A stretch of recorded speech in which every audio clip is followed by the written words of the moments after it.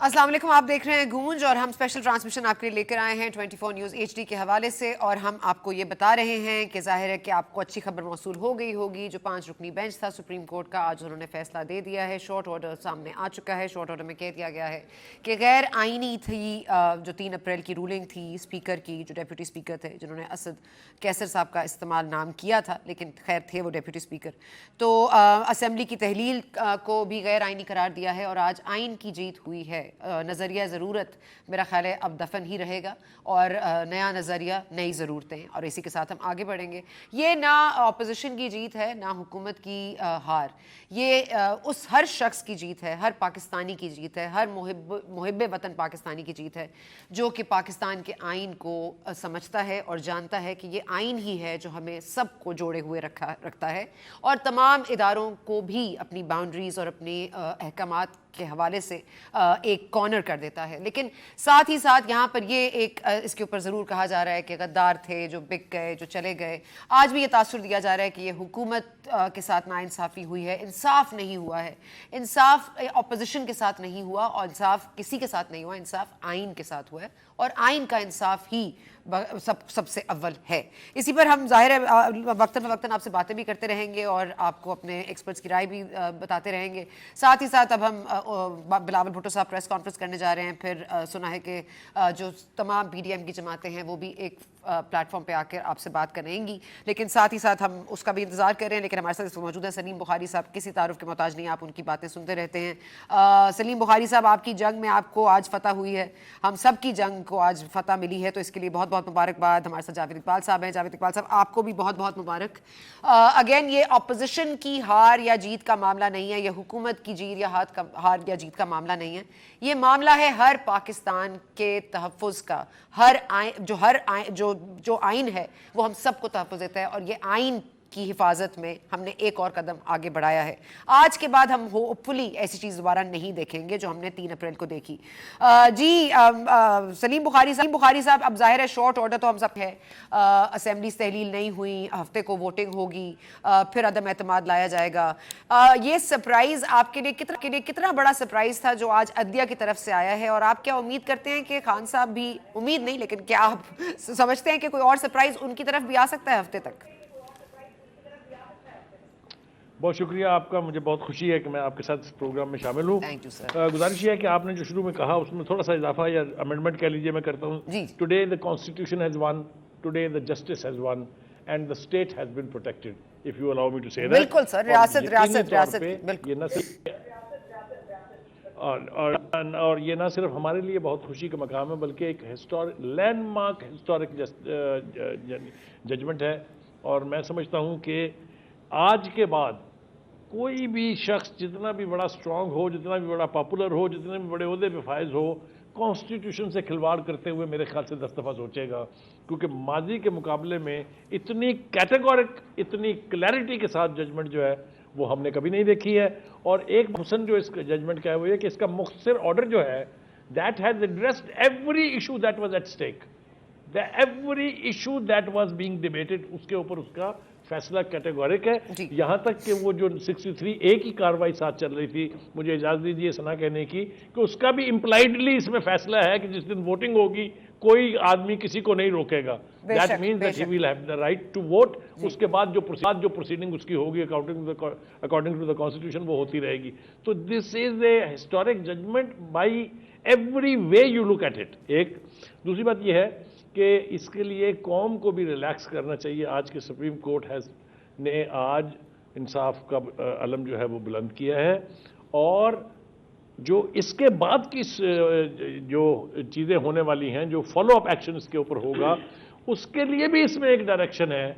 मेरा नहीं ख्याल कि कोई अब इस किस्म की कॉन्स्टिट्यूशनल एडवेंचरिज्म के लिए जाएगा। इमरान खान साहब चंद दिनों के लिए होंगे वज़ीर आज़म, but he would now be mindful कि मैंने जो कुछ किया था, वो जो सरप्राइजेस के नारे वो मारते थे, मैं ये सरप्राइज़ दूंगा, मैं ये सरप्राइज़ दूंगा, मेरा नहीं ख्याल कि उनके लिए कोई गुंजाइश बाकी बची है कि वो कोई और कॉन्स्टिट्यूशनल एडवेंचरिज्म करें या कौम को मजीद कोई सरप्राइज़ दें। अब सरप्राइजेस सिर्फ उनके लिए हैं। अच्छा, उनको अपने आप को तैयार करना चाहिए इस काम के लिए। लास्ट बस मैं ख़त्म कर रहा हूँ अपनी बात। जी जी। इस चीज़ के लिए तैयार रहना चाहिए कि अब ना वो प्रोटोकॉल होगा, ना वो फैन फॉलोइंग होगी.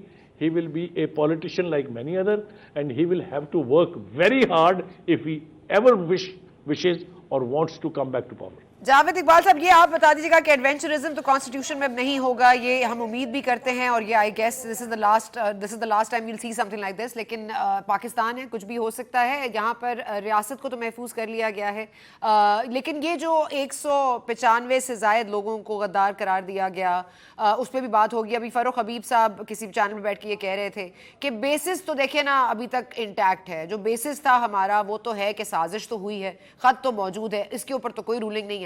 इसको आप कैसे देखते हैं, और आप समझते हैं कि सरप्राइज नहीं तो इस्तीफा दे देंगे खान साहब या नहीं?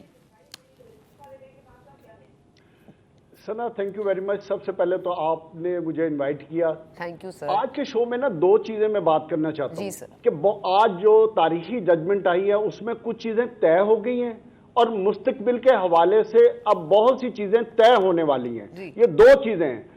पार्लियामेंट की बालादस्ती तय होगी, आइन और कानून की बालादस्ती तय हो गई है. नजरिया जरूरत हमेशा के लिए दफन हो गया, वो भी तय हो गया. अदारों के न्यूट्रल वाला फैक्टर था, वो भी साबित हो गया. अब कोई भी पॉलिटिकल पार्टीज या पॉलिटिकल जो लोग अभी पिछले हमने एक महीने में देखा कि अदारों को बार बार बुलाने की कोशिश कर रहे थे. जैसे ही पॉलिटिकल सिस्टम हम न्यूट्रल वाले फैक्टर में आया तो उसकी तरफ देखना शुरू हो गए, और अवाम में भी ये बात शुरू हो गई थी कि जी उनको अब इंटरवीन करना चाहिए, तो वो भी दफन हो गया. अच्छा, ये वो मामला थे. और नजरिया जरूरत के बारे में भी काफी डिस्कशन हुई 2 दिन जब से ये जजमेंट चल रही थी, वो भी दफन हो गई. और आइन और कानून की बालादस्ती मेंटेन होगी in true letter and spirit. अब बहुत सी चीजें जो सेटल होने वाली हैं, ये उस कॉन्टेक्स्ट में है जो अभी आपने फर्रुख हबीब साहब वाली बात की. ये वो कॉन्टेक्स्ट है जिसके बारे में मुझे परेशान कर रही है कि आने वाले पॉलिटिकल जो हमारा दिन आने वाले हैं उसमें क्या ये सारी चीजें पीटीआई डाइजेस्ट कर पाएगी. This is one question. क्यों? अगर सना आपने देखा होगा कि पॉलिटिकल कल्चर ऑफ पीटीआई क्या है, खुद पसंदी, ईगोइस्टिक, हेटरेंस और एक दूसरे को अदम बर्दाश्त. क्या ये सारी इस फैसले के साथ ये सारी चीजें हमारे पॉलिटिकल सिस्टम से खत्म हो पाएंगी? ये बहुत बड़ा क्वेश्चन है. अगर ये खत्म ना हुई, चूंकि आपको भी पता है, मुझे भी पता है, बुखारी साहब को भी पता है, किसी भी पॉलिटिकल सिस्टम की सर्वाइवल के लिए पॉलिटिकल स्टेबिलिटी चाहिए.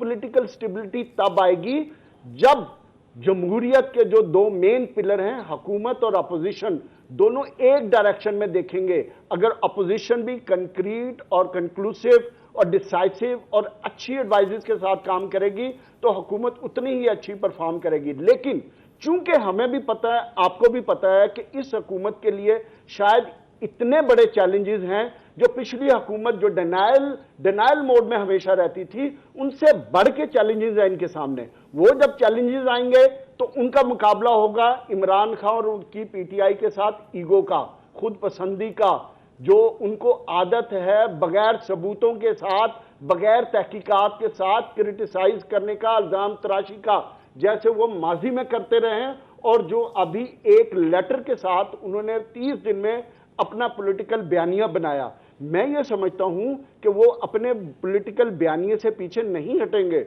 उसके लिए जितना भी उनको जोर लगाना पड़ा वो लगाएंगे. जहां तक बात बुखारी साहब बात कर रहे थे, मैं उसमें ऐड करना चाहता हूं कि इमरान खान को आदत है एडवेंचर करने की.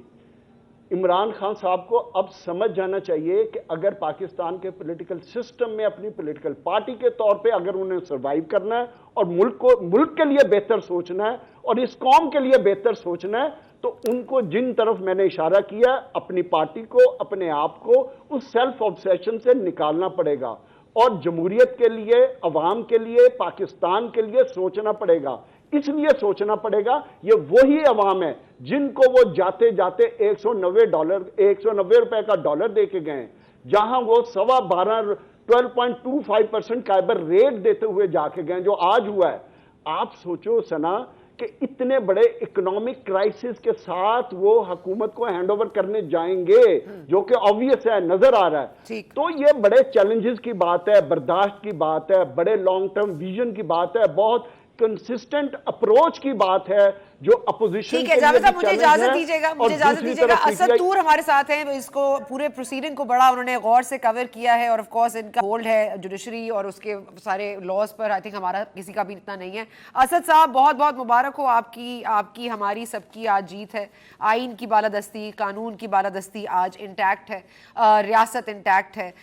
हमारे जो बेसिक हमारा ये शॉर्ट ऑर्डर आया है, एक तो इसको समराइज कर दीजिए और दूसरा ये भी बता दीजिएगा कि आर्टिकल 6 का इतलाक का हवाला नहीं दिया गया है इसमें, ये किसकी जिम्मेदारी होगी? आने वाली हुकूमत की, क्योंकि इस खत के ऊपर कोई बात नहीं की गई है। और स्पेशली ये कि 5-0 जो मैं और आप सुबह बात भी कर रहे थे, आपकी प्रेडिक्शन यही थी या तो 5-0 से फैसला आएगा और 5-0 से ही फैसला आया। सर असद भाई, क्या आप समझते हैं क्या हुआ है ये? शुक्रिया सना। देखिए, इसमें मुबारकबाद तो पूरी कौम को इस बात की भी देनी चाहिए कि सुप्रीम कोर्ट ने नजरिया जरूरत दफन किया है। बेशक यहाँ पर कोई नजरिया जरूरत इजाद नहीं किया। और दूसरी जो बात है जो अहम, वो ये है कि अगर आप देखिए कि अगर इस फैसले को समराइज करना हो तो उन्होंने तमाम की तमाम जो प्रोसीडिंग्स थी जो चली स्पीकर की रूलिंग के बाद ट्रिगर हुई, जो चेन ऑफ इवेंट्स हैं, तो प्राइम मिनिस्टर ने एडवाइस भेजी, प्रेसिडेंट ने समझा डिसॉल्व किया, उन्होंने सब कुछ को कालेदम करार दिया। और उसके बाद उन्होंने इसको नए स्पीकर को नए सिरे से सैटरडे वाले दिन सुबह 10:30 बजे उन्होंने कहा है कि वो वोट ऑफ नो कॉन्फिडेंस करवाएं, और अगर उसमें प्राइम मिनिस्टर इमरान खान नहीं सर्वाइव कर पाते तो फिर, जो कि पहले से पीटीआई के लोग धमकियां पहले ये भी दे रहे थे कि अगर इमरान खान साहब को आपने नो कॉन्फिडेंस से हटा भी लिया तो जो सदर पाकिस्तान होंगे वो आर्टिकल 94 के तहत उनको गैर मुमकिन मुद्दत काम करने का हुक्म दे देंगे। तो उस पर भी सुप्रीम कोर्ट ने कहा कि आप लोग फौरी तौर पे नया कायदे अमान मुंतखब करवाएंगे जो कि नए सिरे से कंटिन्यू करेगा। तो ये सब कुछ इस रूलिंग का हिस्सा है। इसके अलावा जो दूसरी जो अहम बात थी जो आज जो कोर्ट रूम में हुआ, क्योंकि बहुत ज्यादा हमें शाम को ये इम्प्रेशन था कि शायद ये फ्रेश इलेक्शन का हुक्म देने जा रहे हैं, और जब हम आज 7:30 बजे फैसले के वक्त एंटर हुए कोर्ट रूम में तो चीफ इलेक्शन कमिश्नर भी मौजूद थे। तो उधर से हमें लगा कि ये शायद वाकई ही ये फ्रेश इलेक्शन के लिए बात होने वाली है, बहुत मजबूत तासर था। तो मैं ये कहना चाहूंगा कि बिल्कुल ऐसा लगा कि ये फैसला सेल्फ एक सरप्राइज था। एक सरप्राइज अगर इमरान खान साहब ने अपोजिशन को स्पीकर की रूलिंग से दिया तो शायद ये फैसला भी पूरी कौम और पीटीआई हुकूमत के लिए भी सरप्राइज था, क्योंकि आज शाम को जब ये फैसला महफूज हुआ तो पीटीआई के लोग बहुत ज्यादा पुरएतमाद थे कि हम लोग ये ठीक है, स्पीकर की रूलिंग तो कालेदम होने जा रही है, लेकिन सुप्रीम कोर्ट शायद नजरिया जरूरत के तहत इलेक्शन। अच्छा असद, ये बताइएगा जो स्पीकर की बात हो रही है, यही सूरी साहब जिन्होंने गैर आईनी इकदाम उठाया है वही इसको चेयर करेंगे या असद कैसर साहब होंगे? और स्पेशली क्योंकि इस तनाजुर में कि हर चीज गैर आईनी करार दी गई है, going back to who started it all, उस पर कोई बात हुई है? नहीं, उस पर कोई बात नहीं हुई, लेकिन वो कोई जो मर्जी अब चेयर कर ले, लेकिन वो अब पाबंद होगा कि ना तो वो कोई रूलिंग दे सकेगा और उसको हर हाल में वोट करवा के कंक्लूड करवा के फिर फौरी तौर पे उसको नए कायदे ऐवान का इंतखाब भी करवाना पड़ेगा। और जहां तक आपने पहले पूछा था कि आर्टिकल 6 की बात है, आर्टिकल 6 कॉन्स्टिट्यूशनली जो फेडरल गवर्नमेंट होती है सिर्फ वो कर सकती है। तो ये जो डिटेल जजमेंट आएगी इसकी, उसमें जो कोई भी ग्राउंड होंगे, अगर वो ग्राउंड आर्टिकल 6 के लिए बनते होंगे तो फिर उस डिटेल जजमेंट को जो उस वक्त की जो फेडरल गवर्नमेंट अगर वजूद में आ गई अपोजिशन की, वो फिर फैसला करेगी कि उसने डिप्टी स्पीकर कासिम सूरी, वज़ीर-ए-आज़म इमरान खान और सदर आरिफ अलवी पर क्या आर्टिकल 6 लगाना है या नहीं, ये देखने वाला होगा। लेकिन वो उस डिटेल जजमेंट पर जरूर रिलाई करेंगे। ठीक है। अच्छा, लास्टली अटॉर्नी जनरल के हवाले से बता दीजिएगा, क्योंकि बहुत ही मुतजाद खबरें आ रही हैं। कभी वो एक बात कर रहे थे, कभी वो दूसरी बात कर रहे थे, कभी लग रहा था वो आइन के साथ है, कभी लग रहा था वो हुकूमत के साथ है। वो एक्चुअली में किसके साथ थे? देखिए, वो यकीनन हुकूमत के साथ ही थे, और आज जो उनके दलाइल थे वो बड़े ही मज़का खेज हम कह सकते हैं, क्योंकि उन्होंने आज कहा कि ये रूलिंग को आप छोड़िए, आप रूलिंग से पीछे आ जाइए। जिस दिन लीव ग्रांट हुई, यानी कि डेट फिक्स हुई वोटिंग की, उस दिन अपोजिशन के 161 अरकान थे। तो उस दिन टेक्निकली अपोजिशन उस दिन वोट ऑफ नो कॉन्फिडेंस हार चुकी थी, क्योंकि उसने उस दिन कौमी असेंबली में 172 लोग शो नहीं किए, जिस पर मौजूद जस्टिस मुनीब अख्तर ने उनको टोका और हैरत का इजहार किया। उन्होंने कहा कि अगर मैं आपकी ये बात मान लूं तो इसका मतलब है कि जिस दिन डेट फिक्स हो रही थी वोटिंग के लिए, यानी कि 31 मार्च को, उस दिन अगर अपोजिशन के 172 लोग होते तो प्राइम मिनिस्टर इमरान खान उसी दिन क्या ओहदे से हट जाते। तो वो इस किस्म के उनके पास आज दलाइल थे इसको डिफेंड करने के लिए, तो उनके तो बिल्कुल कोर्ट ने नहीं माने और वो असेंबली और सब कुछ उन्होंने बहाल कर दिया। और कोर्ट में आज ऐसा माहौल था कि आज हमने पनामा लीक्स की जजमेंट के बाद दूसरी दफा देखा है कि जो ऊपर सुप्रीम कोर्ट में जो गैलरी होती है वहां पर जजेस की फैमिली मेंबरान बैठे हुए थे इस तारीखी फैसले को सुनने के लिए। इससे पहले हमने पनामा लीक्स में मियां नवाज शरीफ को लाइफ टाइम डिस्क्वालीफाई करते हुए देखा था कि उस वक्त भी जजेस के फैमिली मेंबरान बैठे हुए थे उस गैलरी में। तो आज भी दूसरा फैसला आया है जो कि वज़ीर आज़म की मंशा के खिलाफ आया है, तो तब भी जजेस के फैमिली मेंबरान बतौर वो उस जल्दी में। अच्छा दूर साहब ये बता दीजिएगा कि स्पेशली क्योंकि जाहिर है इन्फ्लुएंस तो नहीं किया जा सकता जजेस को, मेरा सवाल उस तरफ है, लेकिन जाहिर है बहुत सारी चीजें हो रही हैं। आप देख रहे हैं कि रुपए की कदर गिर रही है, डॉलर बढ़ रहा है, मईशत एक मेल्टडाउन पे जा रही है। आपके मतलब पंजाब में जो थिएट्रिक्स हुए हैं उन सबको जाहिर है कि डिस्कशन तो हुई है उस पर भी। तो ये सारे जो आउटसाइड इसने भी ऐड किया है इस पूरे केस को मजबूत बनाया है आपके नजर से? देखिए ये जो आपने जिन चीजों का जिक्र किया सुना, इनका जिक्र आज कोर्ट रूम में भी हुआ। आज चीफ जस्टिस मौजूद उमर ता बंदयाल साहब ने कहा कि देखिए, उन्होंने मियां शहबाज शरीफ से मुकालमा करते हुए कहा कि देखिए डॉलर 190 से ऊपर चला गया, स्टॉक मार्केट क्रैश कर गई है, आप लोग इस इत्तेहादी हुकूमत के साथ आएंगे तो क्या बेहतर ना होगा कि आप नए इंतखाबात के लिए चले जाए, फ्रेश मैंडेट लेके आए, कुछ स्ट्रॉन्ग गवर्नमेंट आए जो आके इन तमाम इक़दाम को डील करे, बजाय इसके कि कोई कोलिशन गवर्नमेंट हो जो शायद उतना अच्छा गवर्न ना करते। जिस पर जो अपोजिशन के लायक थे मखदूम अली खान, उन्होंने आर्गू किया आके, उन्होंने कहा कि देखिए जो पीटीआई की हुकूमत थी वो भी कोलिशन गवर्नमेंट थी, और 2002 से लेकर आज के दिन तक जितनी भी पाकिस्तान में 4 हुकूमतें बनी है, चारों की चारों कोलिशन गवर्नमेंट है। तो ये मैटर नहीं करता कि कोलिशन गवर्नमेंट डिलीवर नहीं कर सकती, सिर्फ सिंगल लार्जेस्ट पार्टी ही डिलीवर करेगी। तो जिसके बाद फिर ये भी अदालत ने इसको भी फिर मनहूजा खातर रखा, और जो उन्होंने पहले वो ये सोच रहे थे कि ये जो स्टॉक मार्केट क्रैश कर रही है, जो रुपये की कदर गिर रही है, उसको देखते हुए वो नजरिया जरूरत के तहत फ्रेश इलेक्शन का हुक्म दे दें, लेकिन फिर बाद में अदालत ने नजरिया जरूरत को अपनाने की बजाय दफन करते हुए मामला वापस वहीं से शुरू करने का हुक्म दिया जहां से वज़ीर आज़म इमरान खान जो कप्तान जो आखिरी बॉल की बजाय शायद आखिरी बॉल से काफी पहले विकेट लेकर निकल गए। दूर साहब बहुत शुक्रिया, आपने ज्वाइन किया, थैंक यू सो मच। हमारे पास नजम सेठी हमें ज्वाइन किया, इफ्तिखार अहमद साहब ने भी। जी इफ्तिखार अहमद साहब, मैं आपके पास पहले आऊंगी, सेठी साहब भी हमें ज्वाइन करेंगे। इफ्तिखार साहब, क्योंकि हम बार बार ये बात कर रहे थे, आज बहुत मुबारक हो आपको। कल आप यही कह रहे थे फैसला आने दो, फैसला आने दो, आज तो आपने कहा मिठाई तुमने कबल अज वक्त ले ली है। इफ्तिखार साहब, मैं ठीक थी?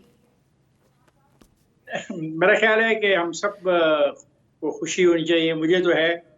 मैं शुक्र है कि मेरी ज़िंदगी में नज़रिया ज़रूरत दफन हो गया।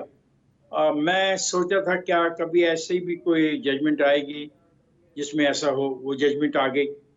अब जो मसाइल हैं वो बड़े अहम हैं। अब जो इम्तिहान है प्राइम मिनिस्टर जो नए बनेंगे उनका और उनके दोस्तों का, उस कैबिनेट का, एक तरफ तो उनको इक्तिसादी मसाइल से सामना करना पड़ेगा और एक तरफ उनको बड़ी एग्रेसिव अपोजिशन का मुकाबला करना पड़ेगा on the floor of the house.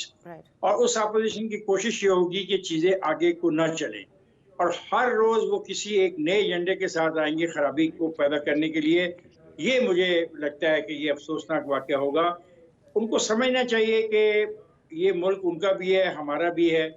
अब उन्हें बतौर अपोजिशन बैठ के काम करना चाहिए, शोर मचाने से, हंगामा करने से, और जिन एडवाइजर्स ने इनको यहाँ तक पहुँचाया है उनसे अब माफ़ी मांग लें।